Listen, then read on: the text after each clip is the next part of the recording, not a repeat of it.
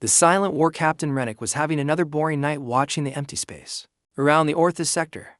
His crew scanned the darkness, looking for anything unusual in this forgotten corner of the galaxy. The Krell Dominion had ruled over hundreds of worlds for 12,000 years, conquering species after species through fear and violence. Then Officer Dren's voice cut through the silence. Unregistered ship entering our area. No identification signal. Moving slow and steady. Rennick barely looked up from his chair. Probably just another pirate, he muttered. Send out a drone and tell them to stop. But this ship was different. It didn't run when ordered to stop. It didn't send any messages back. It just kept coming. Calm and quiet. When they finally got a visual, they saw something they had never seen before, a gray, ugly ship with thick armor plates. No fancy lights, no decorations, no fear. The ship suddenly stopped perfectly still in space. No drifting, no movement at all, it just waited. This made Rennick nervous enough to contact Central Command immediately. Over the following days, more human ships appeared. Not in large fleets, but one by one. Small vessels that would watch from the borders, then slowly move deeper into Dominion space before retreating and returning somewhere else. They moved like predators studying their prey. Admiral Varak, an old and cruel military leader, called them scouts from a primitive civilization. Crush them and move on, he ordered. So they sent 3 warships to destroy the humans. Only one ship came back. The crew was alive but broken. Their eyes were empty, and they shook with terror. But they had no physical injuries. The ship's computers held no data about what happened. The name human began spreading through the Dominion like a disease. These beings had no known home planet, no official language, no recorded culture. Yet strange things started happening. Wherever they appeared, trade routes went silent, science stations disappeared. Communication beacons stopped working. When the Dominion finally captured a human after trapping his ship, they expected a fight. Instead, they found a single man, standing calmly inside his dark metal ship. He wore no armor and carried no weapons. He just waited. They brought him before the Dominion Council, where dozens of powerful leaders gathered to see the strange prisoner. The human said nothing. He didn't sweat or show any fear. When they put him in a prison cell for questioning, 3 torture specialists went in to make him talk. An hour later, he came out vomiting. The third was dead with no wounds on his body, just a face frozen in terror. Security cameras showed the human had never moved from his chair. Within days, something changed in the Dominion. Their empire had always run on fear, but this was a different kind of fear. The humans didn't ask for land or treaties or surrender. They just appeared, watched, and when attacked, they simply vanished. After they left, things would go wrong. Engines would break down for no reason. Computer systems would crash. Food, supplies would spoil in hours. No one ever saw the humans do anything. But the results were always the same: silence, ruin, and collapse. General Telvik tried to rally his forces. "We are the Dominion," he shouted. "They are just animals who escaped their cages. We will make them kneel." He launched a massive attack fleet of 400 ships toward the human home system. Only 12 ships returned. The admiral in command came back blind, though he had no injuries. He just stared ahead, shaking and whispering the same words, over and over. The stars screamed, then they went quiet. The galaxy began whispering about a new kind of fear.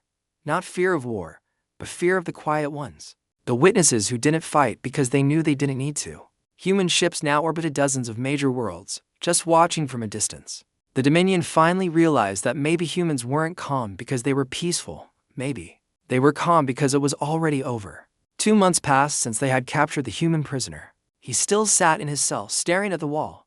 He never ate, never slept, never spoke a word.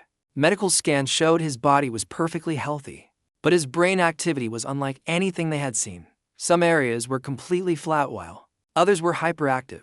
They called him the passenger because when they found his ship, it had no controls, no weapons, no pilot seat. He was just sitting alone in a metal box drifting through space like he was waiting to be caught. Strangest of all, his ship showed no signs of using fuel or engines. It had simply been there.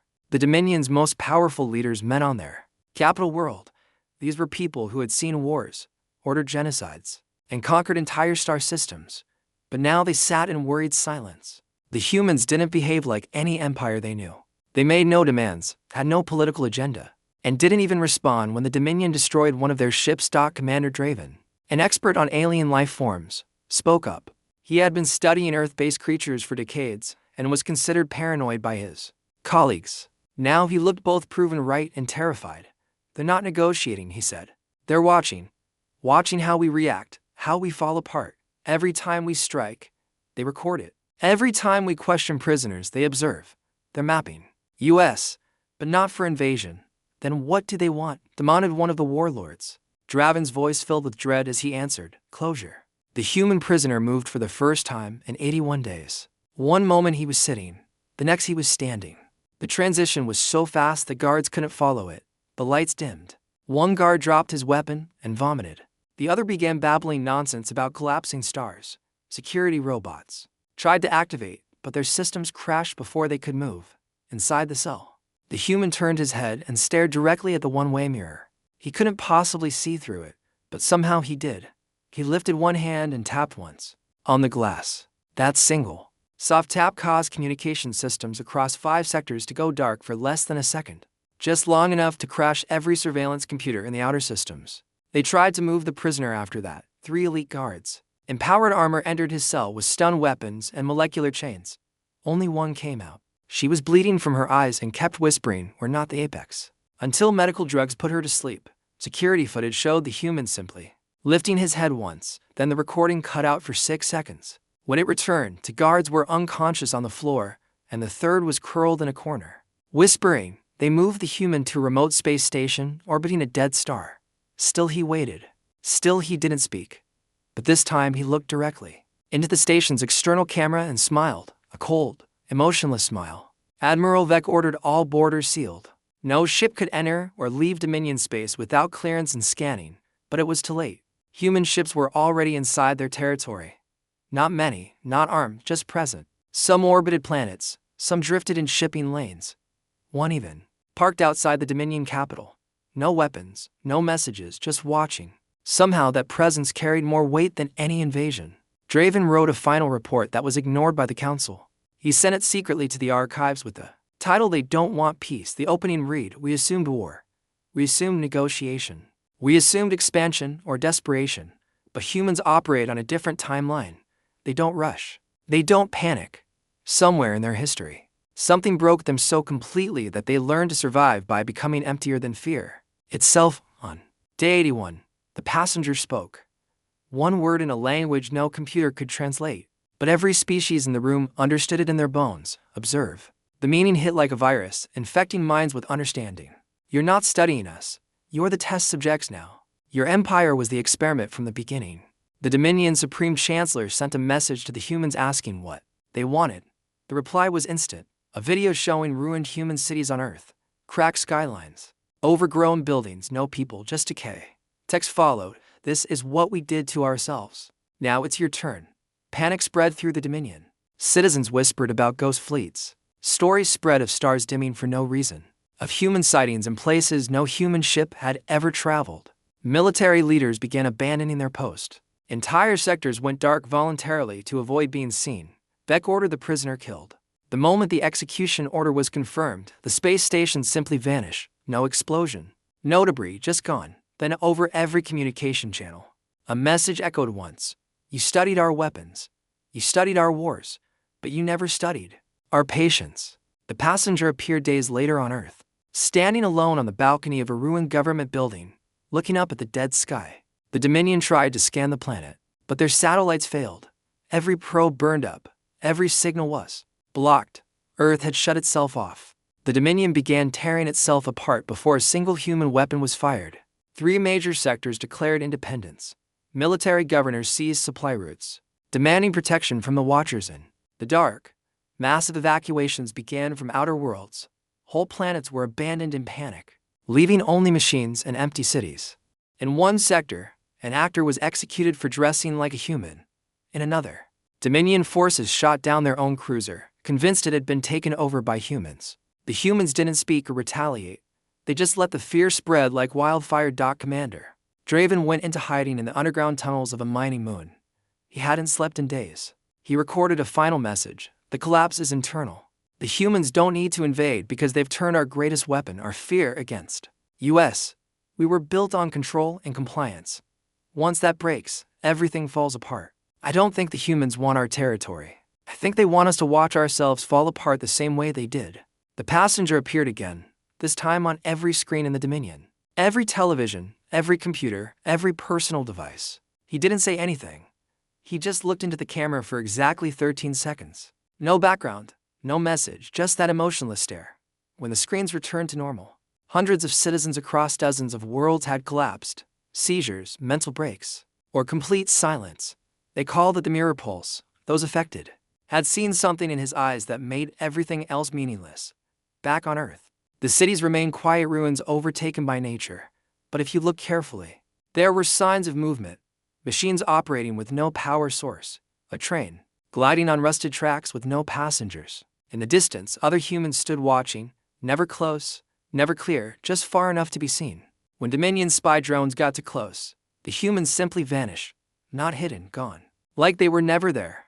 Vec turned to desperation. He ordered the creation of an experimental weapon designed to attack consciousness itself. If we can't kill them with force, we'll destroy their minds, he said. The weapon fired thousands of artificial nightmares directly at Earth's surface. Painful hallucinations and sensory overloads designed by Dominion psychologists for 3 days. Earth went completely quiet. Even the animals, even the wind. Then, Earth responded with a dream of its own, sent back through the same connection.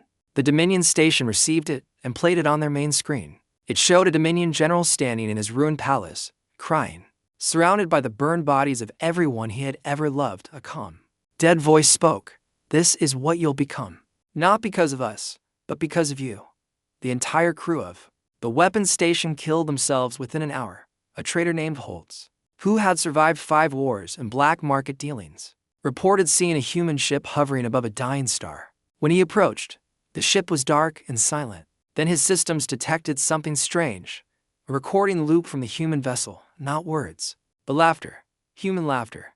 Not joyful or crazy, just quiet, low, and tired. Holtz dumped his cargo and fled the area. Later, when questioned, he said, "They're not trying to scare us. They're not playing games. They're just done.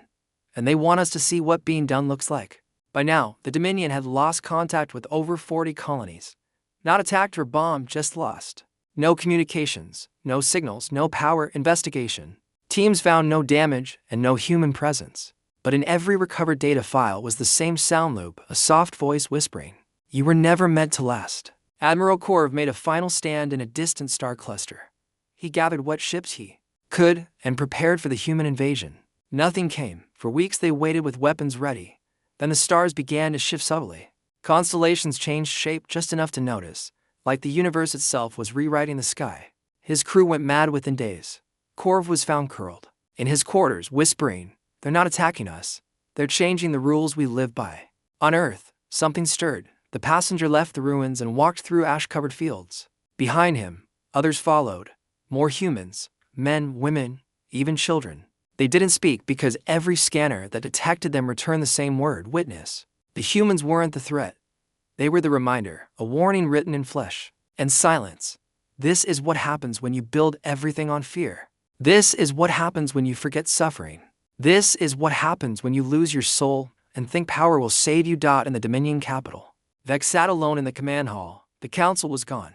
No one had come to work in days. The power flickered. The sky had turned black, not dark, but void where stars should have been. Then on every wall and screen appeared the passenger's face one last time. He said nothing because Vec finally understood.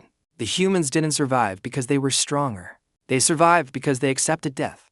They looked into the abyss, let it inside, and didn't flinch. And now they were the abyss. The Dominion didn't fall in battle. It fell in silence.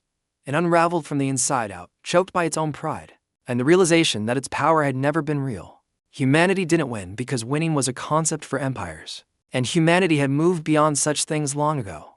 The Dominion was no longer an empire but a corpse, a breathing, twitching body that hadn't realized it was already dead. Government structures still stood and fleets still floated, but underneath was chaos, paranoia, and abandonment. Trade routes went silent. Entire populations vanished. Communication networks collapsed not from human interference but from internal breakdown. The machines turned on themselves. Commander Draven emerged from hiding after 2 months. No longer a soldier, just a man seeking answers before the darkness took everything. He found an abandoned research station floating above a broken planet. Most of the files were corrupted, but one recording remained intact from 87 years ago. Long before first contact, a woman's voice spoke clearly. We made contact. Not with humans, but with what came before them. They were silent observers too, waiting for someone else to reach their level of ruin. I think they chose humanity. I think they gave them something we were never meant to have, a kind of patience. That bends time. The humans didn't build that. Calm, they inherited it. The recording cut to static. Draven understood now. It wasn't humanity the Dominion feared, but the thing behind them. The legacy passed from one broken species to another. Like a virus stopped meanwhile, Earth changed. Satellite images showed cities that had been overgrown, ruins were shifting. Buildings realigned. Streets smoothed. Soft golden lights flickered through cracked windows. Someone was rebuilding, not fast or planned, just naturally, like plants growing through stone. The Dominion sent a stealth ship to investigate. It never returned. Its final message was spoken by the ship's computer in a flat, childlike voice. We are not dead. We are just done speaking. What remained of Dominion leadership split into factions. The Purifiers believed humanity was a test and began secretly sterilizing worlds until only pure logic remained. The Absorbers tried to reverse engineer humanity by building human-machine hybrids from stolen DNA. None survived more than a week. The Drifters accepted that humanity couldn't be beaten and scattered to preserve what culture remained. Then there were those who simply stopped caring. Draven, haunted by what he had learned, descended into the intelligence archives. Buried beneath classified files was a report from 2 centuries before official contact. Project Lazarus, pre-contact human exposure. Inside were images of a human ship discovered on the galaxy's edge. Wrecked and powerless, it contained 8 human bodies, all dead but all smiling peacefully, as if death had brought relief rather than pain. Burned into the ship's walls in dozens of languages was the phrase, "They gave us peace the way. Fire gives light." Draven changed course and went to Earth, not to fight, but to understand. His arrival wasn't met with violence. No ships approached. He landed in what was once New Chicago, now a twisted forest of steel and glass. He stepped out expecting anything, but found only silence. Then, faintly, music, a piano, old and slightly off-tune, coming from a ruined theater. Inside sat an old man playing a broken piano with impossible calm. The man looked up, unsurprised. "You're late," he said. Draven raised his weapon. "What are you?" The man smiled, tired. "We were you a long time ago." "What happened?" The man's fingers hovered over the keys. "We believed too much in growth and conquest, in the idea that fear could be controlled. Until one day the fear got tired of being used and made a choice. Fear made a choice." The man nodded. "To become silence. To stop reacting, to stop playing the game. We didn't win.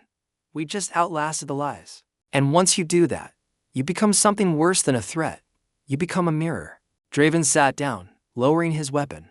The man resumed playing, notes echoing through the shattered theater like lullabies for a dead world. "We're not here to punish you," the old man said. "We're here so you can see what you're becoming." Far across the stars, Beck sat alone in his throne room, his empire gone, his fleets vanish, his people scattered. He stared into the blackness where stars used to be. For the first time in his life, he whispered a prayer, not to gods or ancestors, but to the very thing he had feared most. "If you're still watching, please stop." No answer came, only the feeling of being observed and the sound of soft, distant laughter growing closer. Draven stayed in the theater long after the old man stopped playing.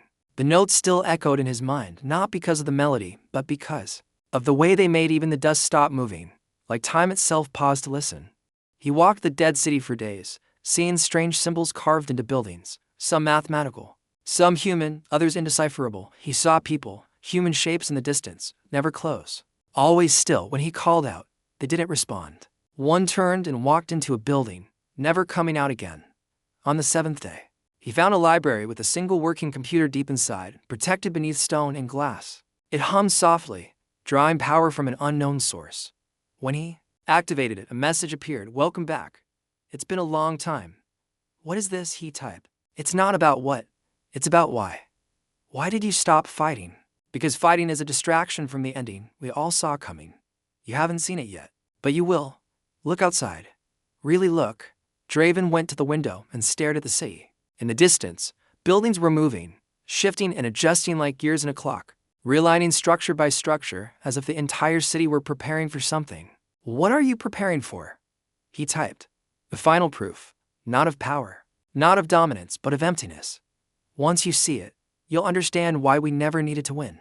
The computer shut off and wouldn't restart. That night, Draven dreamed not of battles but of an empty chair in a dark room facing him, with something waiting in it, not a person or monster, just a presence. Back in Dominion space, silence had become ritual. Entire command sectors went quiet voluntarily. Admirals and governors issued stand-down orders, retreating from systems they once ruled. The Dominion was now only 30% operational. The rest had gone dark or defected. Those who resisted didn't get killed, they got watched.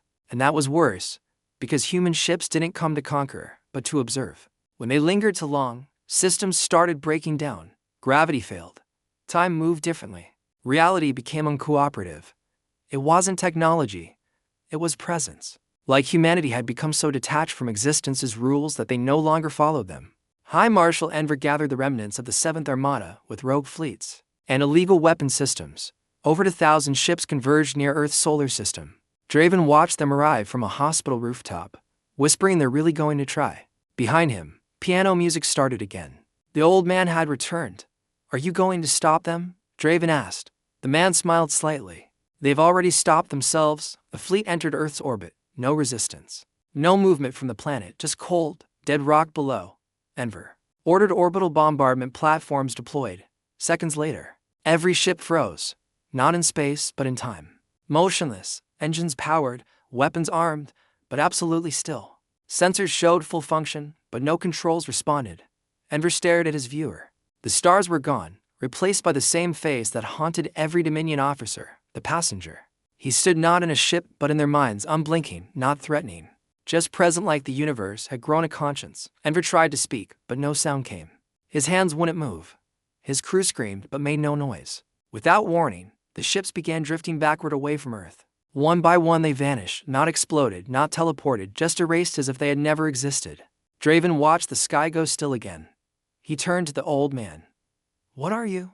For the first time, the old man looked exhausted beyond words. Were the aftermath, the smoke after the fire, the echo after the scream. He looked up at the sky where stars were realigning, spelling something Draven couldn't read but could feel. A message not for minds but for memories. The humans weren't watching for revenge. Draven finally understood. They were watching because someone had once watched them fall, and now it was someone else's turn. The old man stood. "Come, you should see it." They walked through the dead city past silent watchers and crumbling towers that hummed softly as if singing. They reached what had been the capital's heart, a massive crater surrounded by stone and wire. And silence. In the center sat a chair, old, wooden, plain, facing nothing. "Sit," the man said. "Why? You've been running from silence your whole life. It's time you listened." Draven sat. The world changed, the stars fell away, the city vanished. He was alone in a void, and across from him in another chair sat the passenger. Not smiling, not scowling, just waiting. The passenger leaned forward and whispered, "Now do you understand why calm is scarier than war?" Time lost meaning. Draven experienced visions of Earth's past, cities burning, skies torn by weapons, families hiding in bunkers while nations destroyed themselves over meaningless borders. Then silence as humanity, having torn itself to extinction's edge, simply chose to stop. Something responded to their surrender. Beings from outside known laws, collectors of entropy, archivists of failure. They didn't pity humanity, but accepted them, because unlike every species that clawed and screamed for survival, humans had sat in the fire and whispered, "We understand now." In return, the Watchers gave them something no empire could afford: stillness, clarity. A perfect emotional zero that no panic could touch, no fear could shake, no war could override. The vision shifted, showing other extinct civilizations that had tried to burn hotter, grow faster, consume more, all gone, destroyed by themselves. Behind each one, always too late to understand, had come the humans. Not to gloat or conquer, just to watch. Now it was the Dominion's turn. Draven woke on the stone chair. The old man was gone, replaced by a young woman, barefoot in the dirt and glass. She looked at him with sadness, not compassion or anger, just sadness. "Who are you?" Draven asked. "I'm the part of you that still thinks this can be fixed." "Are you real?" "No. But then again, neither are you. Not in the way you think." In Dominion space, the final collapse had begun. Entire sectors initiated memory deletion protocols, erasing AI records and historical archives rather than face cultural death. The Dominion didn't want to survive anymore. They wanted to forget. Fleets sent themselves into suns, Leaders retreated underground and never emerged. Through it all, human ships still drifted. Unmoving, unfiring, unblinking. Observers, witnesses, archivists of consequence.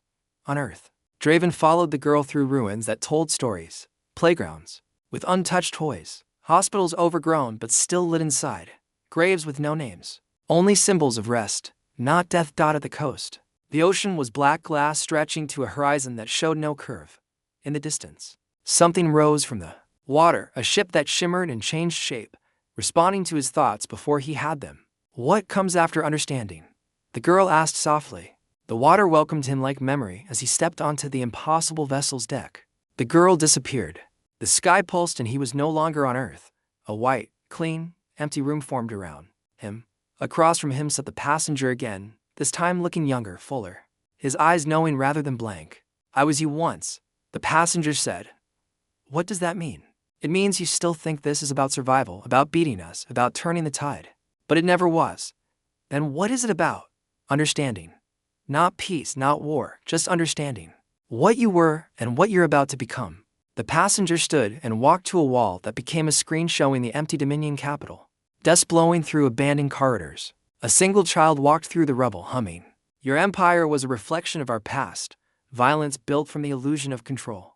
But control was always a myth. Why didn't you stop us sooner? Because we couldn't. Not until you were ready. Not until you cracked under your own truth. You weren't destroyed.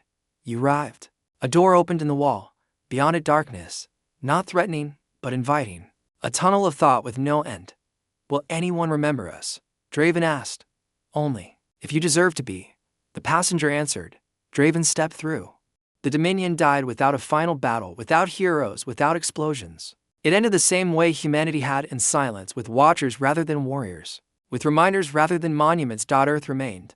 Not as a warning or trophy, but as a mirror. A place where every empire comes not to fall, but to see what they truly were all along. Draven's passage through the doorway brought neither peace nor revelation. Only overwhelming presence disguised as silence. He existed without floor or sky. In space without stars. Visions showed him the final truth. This was what humanity carried. What they became. What others would inherit. He saw Earth's ancient past. Cities burning. Families dying in bunkers. Nations destroying themselves until humanity simply chose to stop. The Watchers, beings beyond known laws, had responded to humanity's surrender, accepting them because, unlike other species that fought to the end, humans had sat in destruction and whispered, "We understand now." In return, they received stillness that no fear could shake. When Draven awoke, he was back on Earth lying in the ruined hospital. His body ached, but his eyes held calm. Outside, a boy painted a symbol on a building wall, an eye, open and still. The boy left without speaking. Draven understood now. The calm wasn't terrifying because it meant power. It was terrifying because it meant truth. He made a final transmission on the old equipment, his voice rough and unscripted. This is Commander Ren Draven, former officer of the Krell Dominion. If you're hearing this, you've either survived or haven't realized you're gone yet. There's no we're coming. The humans were never here to fight. They came to make sure we saw ourselves, and we did. In the following days, he found other wanderers, refugees, survivors, some human, some not. None talked about the past, none carried weapons. They sat together by fire in starlight, not as leaders or survivors, but as witnesses. Change came slowly. Children built towers from stone and wire. Others drew on walls, suns, mountains, figures with hands over hearts. Art had returned without permission or purpose. Years passed. Cities became villages, villages became whispers. The story remained not as fear, but as reminder carved into memories back. Those who remained were no longer afraid of calm. They understood it, lived with it. When someone died, they were buried without monuments, only a small mark above the grave, a circle, an open eye, a symbol of what had been witnessed and could not be forgotten. Draven died peacefully in his sleep on day 1942. No one heard him leave. Only a folded jacket remained by the coast with a message etched in stone. Calm is terrifying not because it is quiet, but because it speaks when everything else has stopped making sense. Far above, orbiting a dead star, a human ship still drifted. Lights off, engines cold. Inside, empty chairs, untouched controls, a piano with one broken key. On the wall, scratched with something older than blades. You are not the first. You are not the last. But now you understand.